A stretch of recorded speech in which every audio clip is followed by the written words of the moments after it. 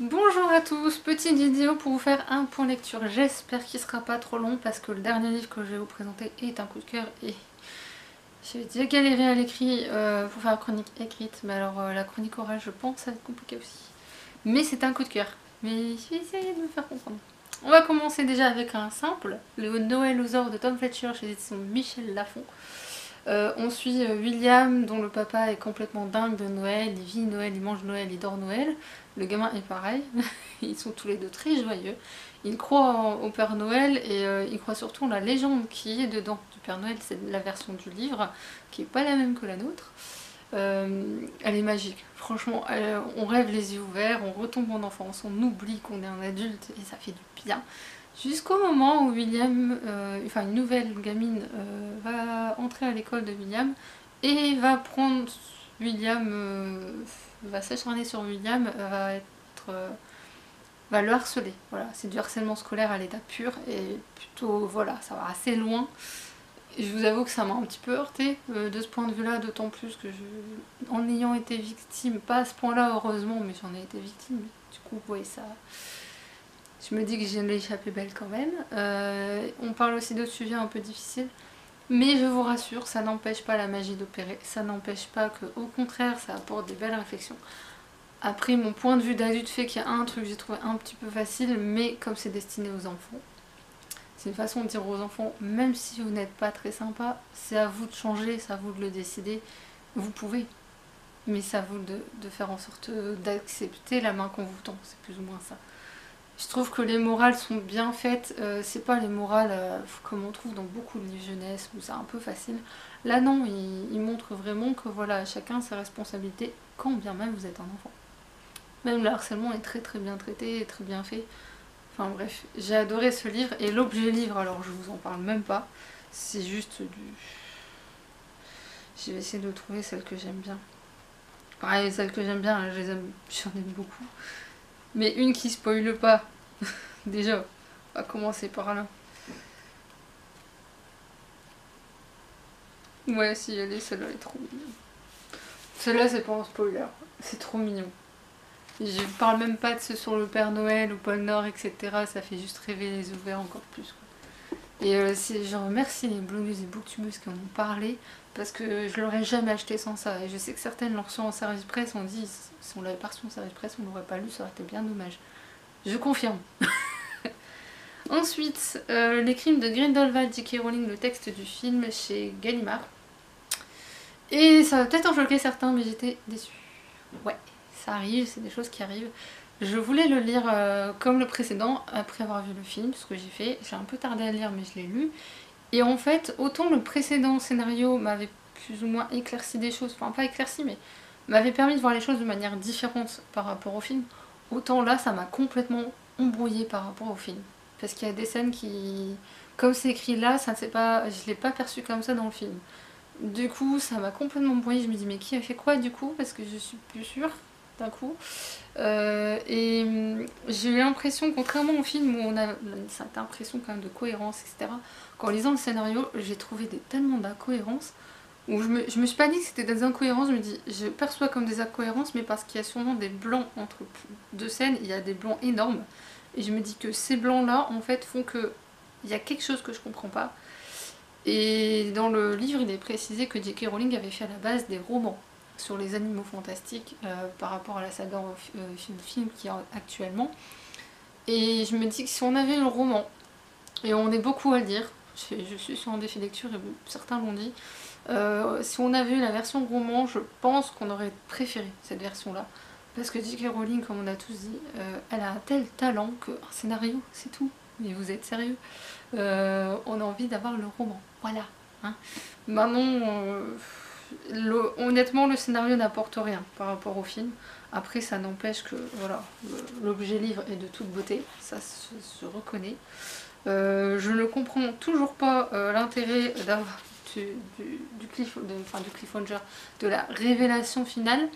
Je pense que c'est juste Grindelwald qui manipule bien son monde personnellement maintenant. Après oui, je sais que certains ont pensé qu'il y avait beaucoup de facilité dans ce scénario. Je le trouve aussi. Je l'écris sur ma chronique, je sais pas si ça sera publié au moment de la vidéo, mais Je l'ai précisé que je pense savoir qui va mourir, parce qu'à mon avis il va y en avoir quelques-uns qui vont mourir là-dedans, et mes pronostics sont en cours. Donc on verra, il y a 5 films, je pensais qu'il y en avait que 3, il y en a 5. Si déjà là, le deuxième il fait vachement dur je trouve, qu'est-ce que ça va être la suite?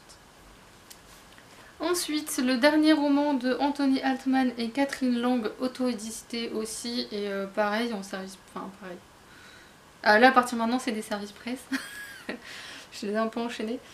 On est dans un monde, bah, c'est notre société actuelle, plus ou moins. Ils ont pas mis de date, mais ça pourrait être notre société actuelle. On décide de créer une télé-réalité dans laquelle 12 auteurs vont être enfermés pendant 4 jours et doivent écrire le roman qui sera élu pour être publié avec une somme à la clé, et des tas de lecteurs et que sais-je, enfin bref. Et dedans, il y a Anthony Rivoire qui va y participer. Il est en quête de cette popularité, de vente, etc. Il n'y aura pas que lui, il y aura aussi... comment elle s'appelle la jeune femme? Il y a une jeune femme qui participe, donc j'ai complètement oublié le nom du personnage. Ça le fait pas. J'ai fait en fait la chronique, mais étonnamment les personnages c'est pas ce qui m'intéresse le plus dans ce roman. Je pensais que c'était de la science-fiction, puisqu'en fait l'un des romans est écrit par une... Oui, je peux le dire.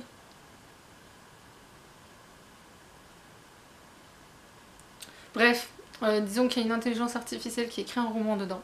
Voilà.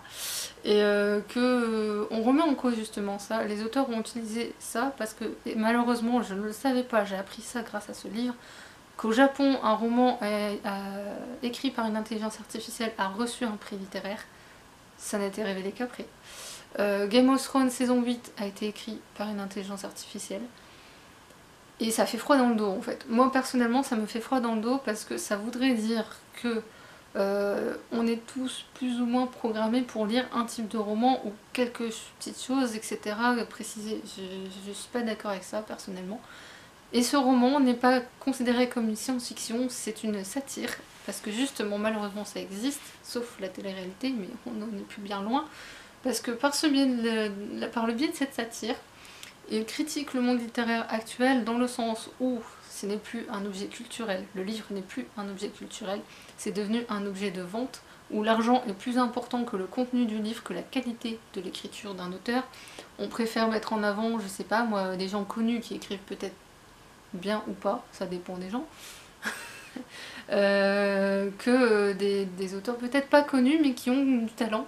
Et dans ce livre-là, c'est le cas. Alors au niveau de l'écriture, elle est assez particulière, dans le sens où, par exemple, on vous dit qu'il y a 12 candidats, on vous en présente 4 et on vous dit clairement, les autres, on s'en fout. On le dit pas comme ça, ils le disent pas comme ça, mais ça revient à ça, ça m'a surprise et je me suis dit, ouais, donc grosso modo, tu t'intéresses pas au personnage, ce que tu veux parler, c'est du monde de livre. Ça c'est clair, net, précis. Celui qui l'a pas compris, tant pis pour lui. On parle aussi, il y a un joli dialogue entre auteur et critique littéraire où ils se tapent dessus limite en parlant justement de qu'est-ce que la vraie littérature. Est-ce que lire c'est censé te détendre ou est-ce que tu es censé apprendre des choses par le biais de la lecture? Est-ce qu'il faut une qualité d'écriture précise ou non? L'impact des blogueurs aussi est mentionné rapidement, mais il est mentionné. Il parle surtout des gens qui lisent énormément. Je vois pas de qui on parle, mais j'avoue que cette phrase-là m'a pas mal interpellée quand je l'ai lue. Et puis sur le coup, j'aurais pu mal réagir, mais moi j'ai pas trouvé ça faux, mais pas vrai non plus. Je fais partie de ces blogueuses qui lisent, oui, effectivement, j'aime bien avoir un style voilà, fluide et où on n'est pas à chercher qu'est-ce que veut dire tel mot, machin. Après, le dit du Genji, par contre, c'est tellement poétique et tellement zen et tellement en même temps très soutenu comme langage que ça, je peux pas me le faire comme ça. Par exemple, je me suis lu en même en 2 heures peut-être à tout casser. Et ouais, excellent bouquin, je suis très étonnée de sa qualité, de son discours, et je le relirai. Et je pense que ça pourrait intéresser énormément de monde, je vous invite vraiment à le lire, quoi. J'en perds mes mots. Ensuite, Décalage de Francis Michel, auto-édité sur le même site que je l'ai eu. Que dire de ce livre? Je pense, je dois faire la chronique donc je vais m'exercer déjà à l'oral. Ce monsieur, je pense qu'il a voulu faire plein d'exercices d'écriture par le biais de ce livre. Parce qu'on suit l'histoire de Jessica, professeure de piano. On nous l'a décrit en 4e de couverture et ouais, c'est pas faux, hein. Ce qui est dit dans le résumé est pas faux du tout, hein, je vous le dis d'office. Par contre, ça ne dit rien sur le contenu du livre, qui est très très court. J'ai eu l'impression par moments de lire de la poésie, après de lire des paroles de chansons, après de lire du théâtre, après de lire autre chose, après de lire un article de journal. Et il y a beaucoup d'exercices de style, d'écriture différents. Ça peut être intéressant de ce point de vue-là, de voir différentes manières d'écrire. Le rapport à la musique est extrêmement important. Je vous invite d'ailleurs, je vous le dis, il y a un site internet qui s'appelle décalage.be au nom du roman. Dessus vous pouvez trouver les musiques, la liste des musiques. Il y a aussi un truc sur les explications par chapitre. Je ne l'ai pas encore lu et j'ai pas très envie de le lire parce que déjà le lire, étonnamment, je l'ai trouvé un peu long dans le sens où il y a des chapitres où c'est clair, où c'est net, où c'est précis, vous savez très bien ce que pense Jessica, et il y en a d'autres où j'ai pas trop compris le but du chapitre en fait. J'ai pas compris ce que voulait dire l'auteur. C'est peut-être moi après, peut-être. Et malgré tout, j'ai quand même été accrochée par le style, par ses idées, par sa proposition aussi. Et ce qui m'a un peu perdue aussi peut-être, c'est qu'à un moment donné, il parlait toujours de Jessica à la 3e personne. Et d'un coup, il est passé au jeu. Et le jeu, c'est qui? C'est Jessica? C'est quelqu'un d'autre? C'est... je sais pas. Je sais pas. Et je sais toujours pas. Par contre, il y a une excellente réflexion sur l'impact des nouvelles technologies dans notre société, le fait qu'on y devient accro et qu'on ne peut pas faire autrement, hein, on le sous-entend quand même pas mal. Le fait que maintenant tout se fait sur internet, que même l'administration, si vous voulez vous déplacer, on vous dit non, tout se fait sur internet. Je l'ai vécu il n'y a pas longtemps. Après, c'est du point de vue d'un Belge, donc en Belgique apparemment c'est encore plus poussé que chez nous, je sais pas trop, il faudrait se renseigner, mais c'est le sentiment que ça me donne. Bref, pour l'expérience c'est pas mal. Après, si... honnêtement, je suis très partagée sur ce livre. Je suis gênée pour l'auteur quand même. Parce que ma chronique va pas être méga bien, elle va être vraiment moyenne. Sur l'écriture, il n'y a rien à dire. Par contre, sur la construction, je pense que parfois il aurait pu être beaucoup plus clair. Voilà, c'est ça. Il me manquait de la clarté. Pourtant, enfin, la première page était très bien trouvée parce que dans la première page, voilà, vous avez un texte comme ça où il vous dit clairement tout ce qu'elle aime et tout ce qu'elle n'aime pas. Mais après, ouais, il me manque un truc en fait sur ce livre. L'idée de base était bonne, il me manque un truc. Du coup, j'ai un sentiment mitigé sur le livre. Sommeil aboli, la cité aux rêves interdits de Christophe Mogantal, que j'ai lu sur le même site aussi, des services presse aussi. Et immense coup de cœur, voilà. Ça l'était pas à la base, mais à force d'y penser, à force de travailler ma chronique dessus, je me suis rendu compte de la richesse de ce livre, mais c'est juste un truc de malade.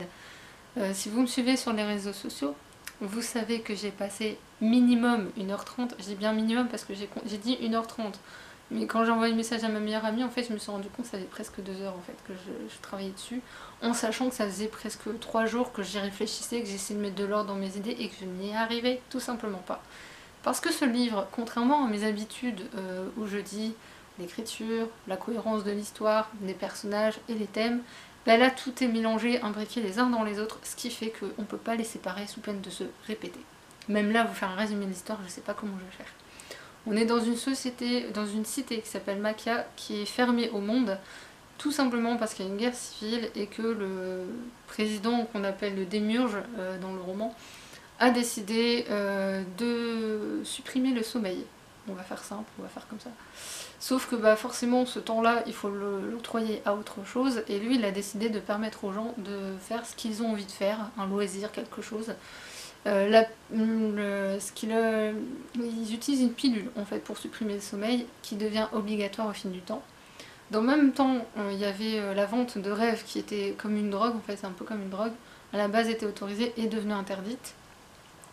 Et dedans vous avez Artie qui vit, Artie Alfildre, qui vit, et Artie quelqu'un de très simple. C'est un personnage que j'ai beaucoup apprécié.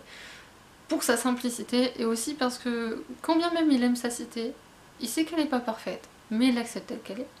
Et lui-même n'est pas parfait en fait. C'est un peu ce qu'on nous fait comprendre, et j'ai trouvé que ce personnage-là, contrairement aux personnages principaux habituels qui sont toujours acteurs dans l'histoire, lui j'ai trouvé plutôt plus spectateur que acteur, ce qui change pas mal. J'ai aussi aimé la fin de son histoire, je peux pas trop dire. C'est frustrant, la fin de son histoire. En fait, ce livre il est crescendo.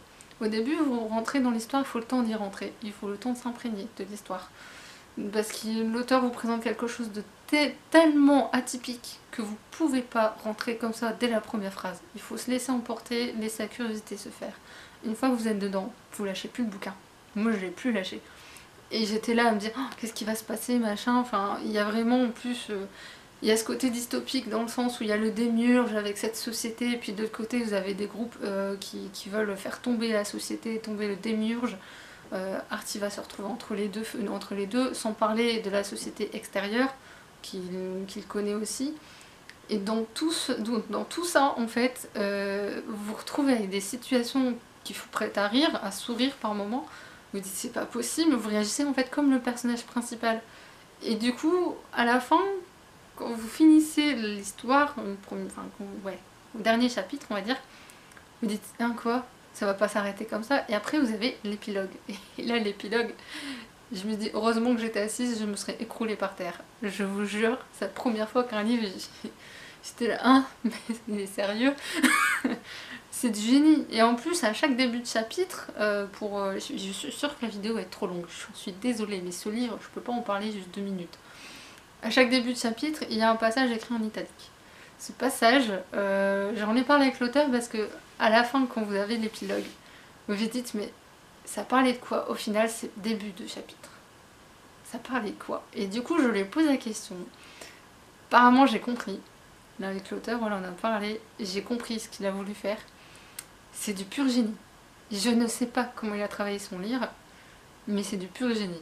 Pour moi, désolée, mais là, c'est vraiment un vrai travail. Et enfin, c'est alors en plus j'ai aussi beaucoup aimé ça, il y a une véritable réflexion sur qu'est-ce que la société idéale dedans. C'est vraiment ça dont il est question. Et il ne donne pas de réponse, il ne fait pas de morale, il pose juste la question et il pousse le lecteur à se faire une réflexion là-dessus, qui est super importante je trouve. Et ça montre bien que parfois on critique la société dans laquelle on vit, et on oublie qu'il y a peut-être pire ailleurs, tout ne peut pas être parfait et on ne peut pas plaire à tout le monde, et y compris la société ne peut pas plaire à tout le monde, qu'il y aura toujours des gens pas contents. Et moi c'est comme ça que je l'ai ressenti. Après moi je me suis pas sentie obligée d'avoir une réponse. En fait c'est ça que j'ai aimé. Et ouais, il y avait de très très belles réflexions. Donc un immense coup de cœur. Je pense que ma chronique sur le blog sera beaucoup plus claire que ce que je viens de vous dire. Je pense parce que là... il y a un mélange des genres aussi dedans, j'ai pas mentionné, mais il y a un mélange des genres, enfin j'ai déjà parlé de dystopie, à côté science-fiction, il y a d'autres choses dedans sûrement auxquelles j'ai pas pensé, mais... enfin bref. Et il y a très peu d'action, alors je sais que ça c'est un reproche qui lui a été pas mal fait, le fait qu'il y ait très peu d'action. Moi ça m'a pas gêné. Au contraire je trouvais que ça allait très bien avec le personnage de Artie. C'est vraiment un tout, c'est vraiment harmonieux, enfin harmonieux comme ça peut l'être quoi, mais j'ai trouvé ça harmonieux et j'ai trouvé ça cohérent, moi personnellement, voilà. Personnellement c'est un immense coup de cœur et merci à l'auteur d'avoir fait ce merveilleux livre. Je le relirai parce que du coup ça me donne envie de le relire pour voir, maintenant que je connais la fin, est-ce que je vais voir l'histoire de manière différente. Un jour je le relirai, pas tout de suite, faut pas que je me souvienne de tout, sinon c'est pas trop. Bref, voilà, je vais arrêter avant de faire une demi-heure de vidéo. Je vous souhaite un très bon week-end, parce que voilà, vous l'aurez vendredi, donc très bon week-end, puis lisez et faites-vous plaisir. Et à bientôt, salut!